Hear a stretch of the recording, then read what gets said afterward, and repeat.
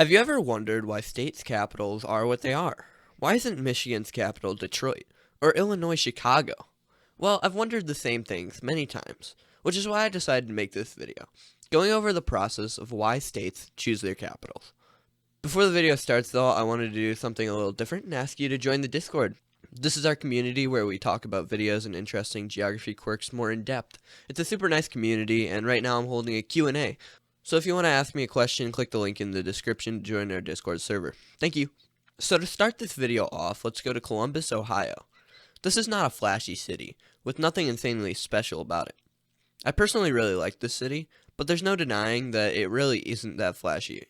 Columbus is the capital of Ohio, and when you hear that, you might think, what makes it deserving of being the capital for the 7th most populated state in the Union?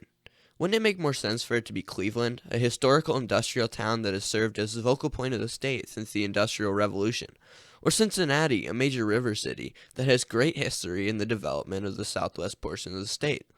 Well, what if I were to tell you Ohio has had 3 capitals throughout its existence, with 0 of them being Cincinnati or Cleveland? The first capital was Chillicothe, a small city in the southeast portion of the state, which served for 10 years before it was moved to Zanesville, another small southeastern town, and then back to Chillicothe 2 years later.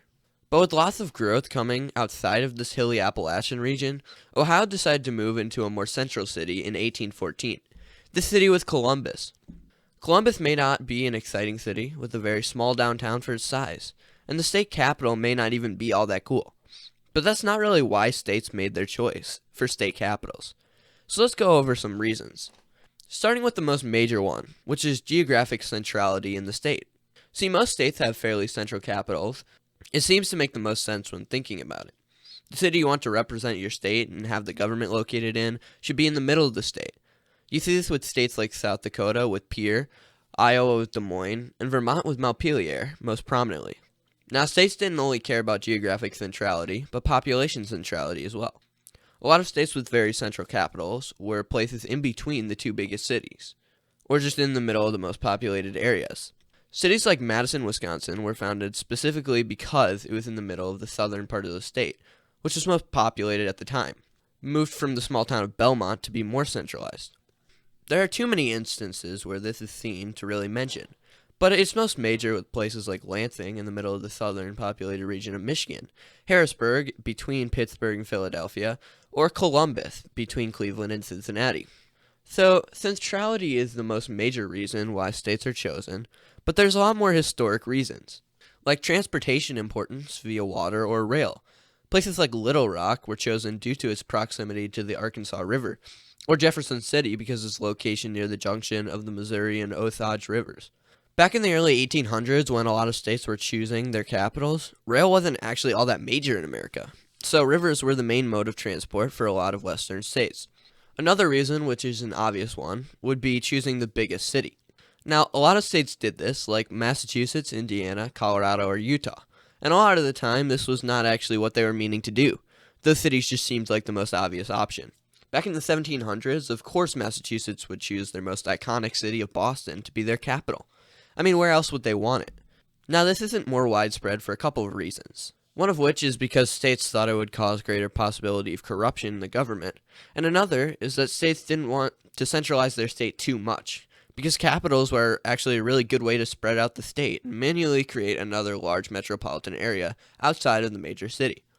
If you put all of your chips in one basket like Arkansas did, you might end up with a capital like Little Rock, which isn't all that great of a place, and also happens to be the biggest city in Arkansas. If you put a capital somewhere else, you can really change how the state develops, and usually in a good way. So now that we've explored the biggest reasons states choose their capital, let's go over some specific states that have interesting stories for how their capital was chosen, starting with Michigan. So Michigan became a territory in 1805, when it really only had one option, Detroit.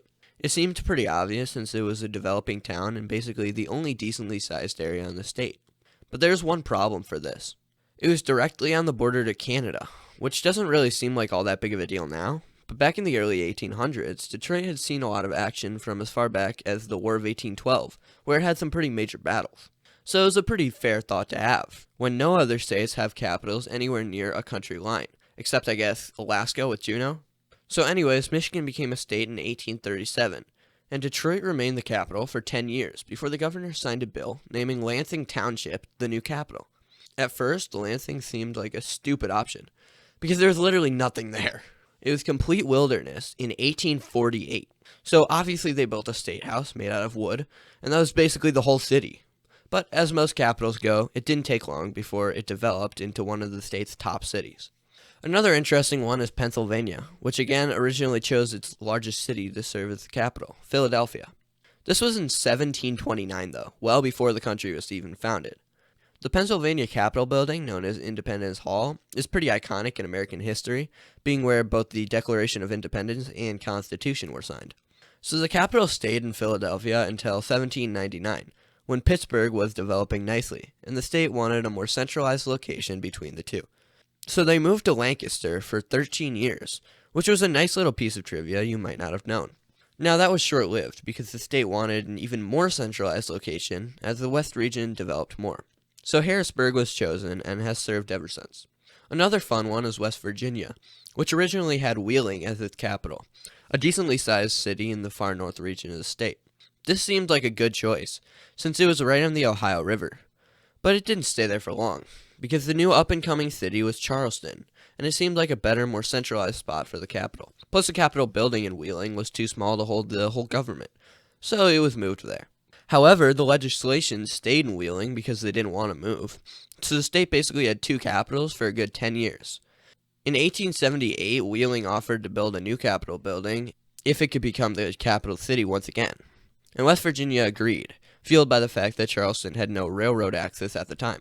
But just 2 years later, after the Capitol building was completed, West Virginia once again decided to move back to Charleston, where it stayed ever since.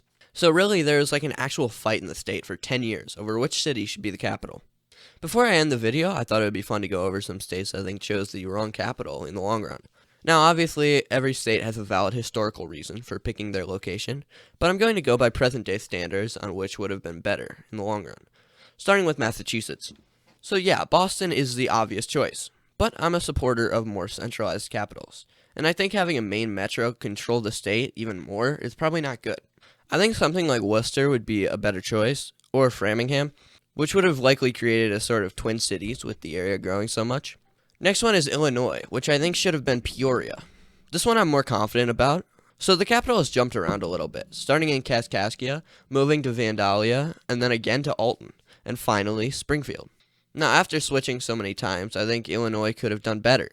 My main thought is that if you're not going to have the capital on the Mississippi or Lake Michigan, at least put it on the Illinois River, the lifeline of the state that matters so much when it comes to the history. Springfield just feels so much like the middle of nowhere, and it's not even in a nice place. So they could have moved it to Peoria, which feels a lot more like the center of the state. Finally, we have Arizona, which I think could really use a capital that I think could add some life to the state. A good one I think would be Flagstaff, or maybe somewhere like Prescott, a city that has more life and historical significance. A lot of the time, if a state has a good capital, it's a good way of knowing what everything else will be like. So that's why they're so important. Thanks for watching. Thank you to the members this week: Nikita Martinoff, KMS162, Zeus, Karen Hudson 81, Haystack, Benjamin Whiting, Ryan Devins, Hazev the Wolf, Jake Holloway, Somnam Woods, JL, Jeremy Crone, Carport, Dominic Psyche, Rosebud 4, and Bryson. If you want to become a member, the link is down in the description below, as well as the join button next to the subscribe button. I really appreciate it. All of this money from the memberships that you're giving to me is going straight into my college fund, so you can know none of it's being spent on dumb stuff. It's all just going into my savings. Thank you.